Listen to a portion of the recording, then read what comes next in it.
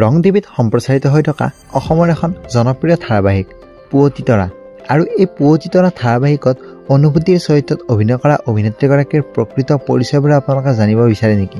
যদি আপোনালোকে তেখেতৰ প্ৰকৃত পৰিচয় জানিব বিচাৰে তেতিয়াহ'লে আমাৰ এই ভিডিঅ'টো একেবাৰে শেষলৈকে চাই থাকিব বুলি আশা কৰিলোঁ।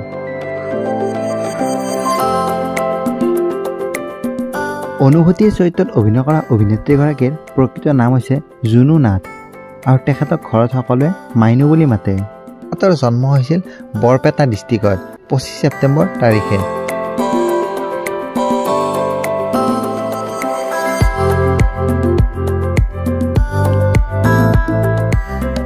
যদি আমি তেখেতৰ পৰিয়ালৰ কথা পাতিবলৈ যাওঁ, পৰিয়ালত তেখেতৰ পিতৃ, মাতৃ আৰু এগৰাকী ভনী আছে।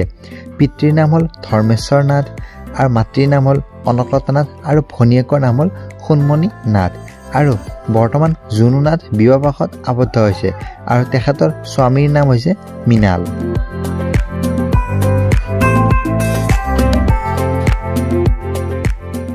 যদিও বৰপেটাত জন্ম হৈছিল কিন্তু কৰ্মসূত্ৰে বৰ্তমান তেখেত গুৱাহাটীতে থাকে।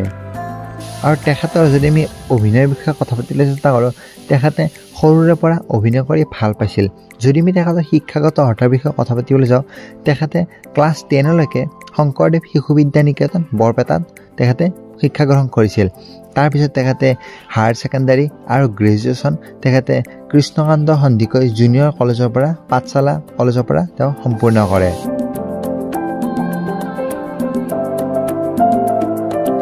যদি আমি তেখেতৰ অভিনয় জগতৰ বিষয়ে কথা পাতিবলৈ চেষ্টা কৰোঁ, তেতিয়াহ'লে তেখেতে অভিনয়ৰ লগত সৰুৰে পৰা জড়িত নাছিল যদিও তেখেতে সৰুতে এখন নাটক কৰিছিল।